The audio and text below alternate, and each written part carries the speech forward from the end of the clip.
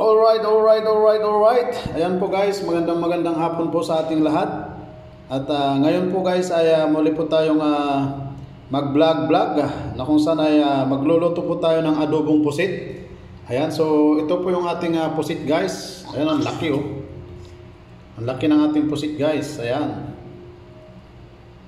Grabe. So tinanggal ko na po yung niya, yung nasa likod. Ibang klaseng pusit kasi ito.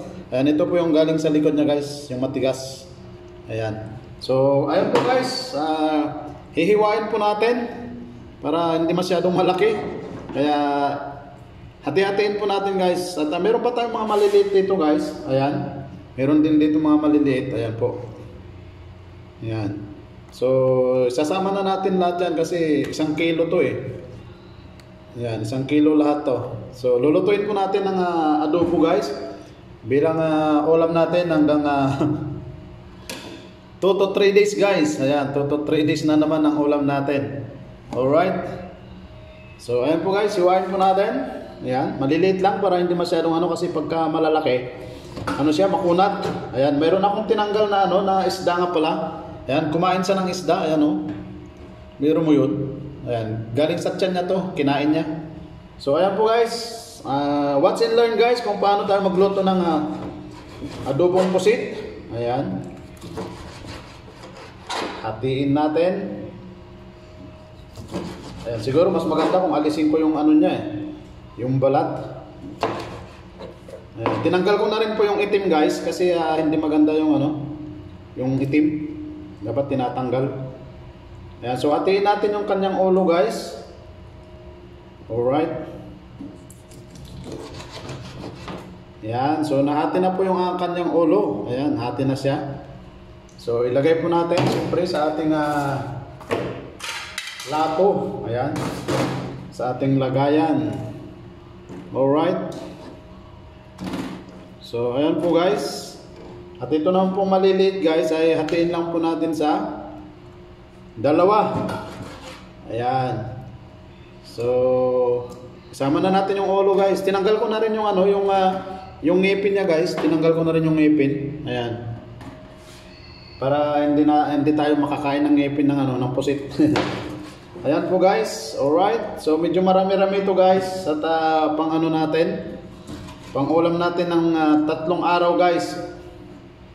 Ayan. Masarap ito guys, gawing tawag doon, yung ginagawa nilang,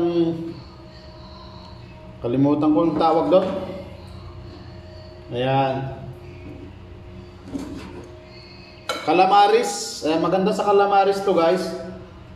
Ayan, ito maitlog yung yung malaki. Ayan. Ayan guys, so muna tayo? Mag-prepare muna tayo ng ating ricado. At magigisa muna tayo ng ating ricado guys. Kasi dapat igigisa muna natin. Tapos wag natin masyadong lutuin kasi makunat po yan. So kailangan half cook lang siya. Tapos saka natin lagyan ng mga kumbertos, suka, tuyo at saka iba pa. Ayan po guys. So maya-maya lang po, tutuloy natin ang pagluluto guys. Papakita ko sa inyo kung paano lutuin guys ng simpleng luto ng adobong pusit na napakasarap na kung saan ay makakalimutan nyo ang inyong biyanan. Ang pangalan ng inyong mga biyanan. Alright.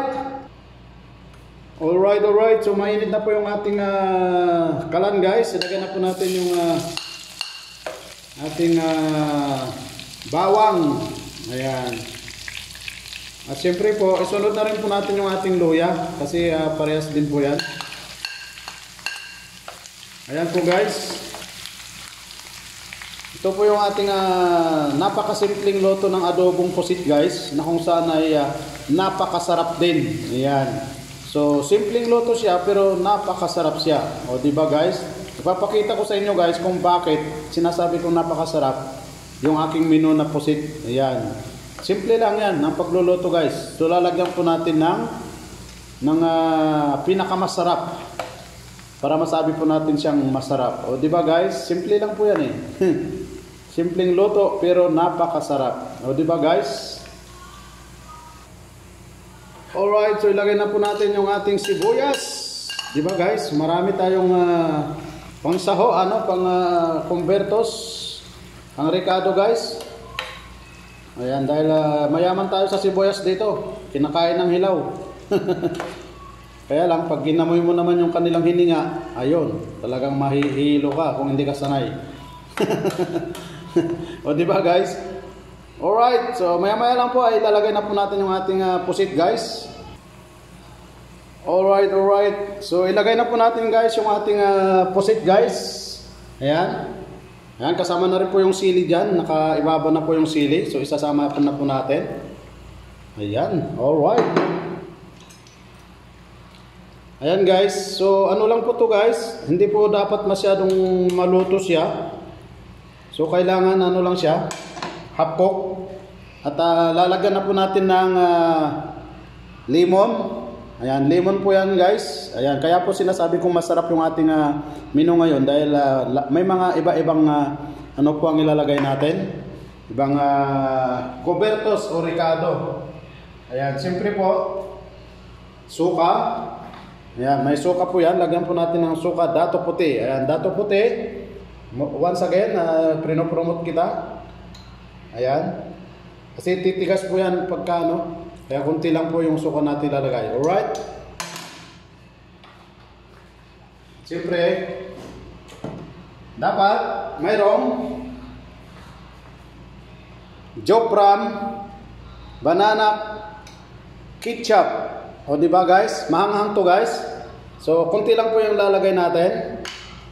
Ayan. Oops. Ayan. So, ano lang siya? Parang isang table spoon lang po siya. Tapos, siyempre, lalagyan natin ng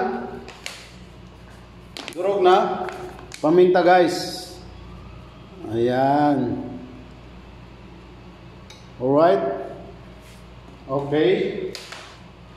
So, ang susunod natin ilalagay ay dato puti na toyo guys. Dato puti na toyo. Alright. So, dalawa. Isa. Dalawa. Ayan. Ganyan lang po yan guys. Okay na po yan. So, antayin na lang po natin na kumulo yan guys. Nang kumulo at maluluto na po yan. Alright. Alright. So, ayan na po guys. Alright. Tignan na po natin. Umuusok sa gilid.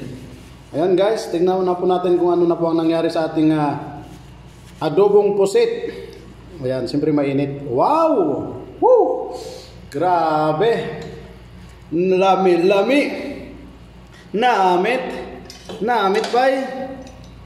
You know, grabe naman nito guys. Ayan, so ito na po guys ang ating adobong pusit. Talaga namang napakasarap guys. Ito yung sinasabi ko kung bakit napakasarap guys.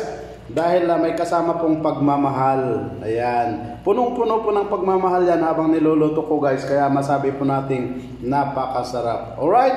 So ayan po guys. Maraming salamat po sa inyong panonood ng aking mga upload videos. Ayan. At nawa po ay patuloy po natin suportahan ng bawat isa sa atin.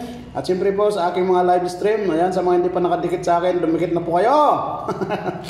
Ayan, maraming salamat po sa inyong lahat guys. Muli po, I love you all. God bless, and keep safe always. To God be all the glory.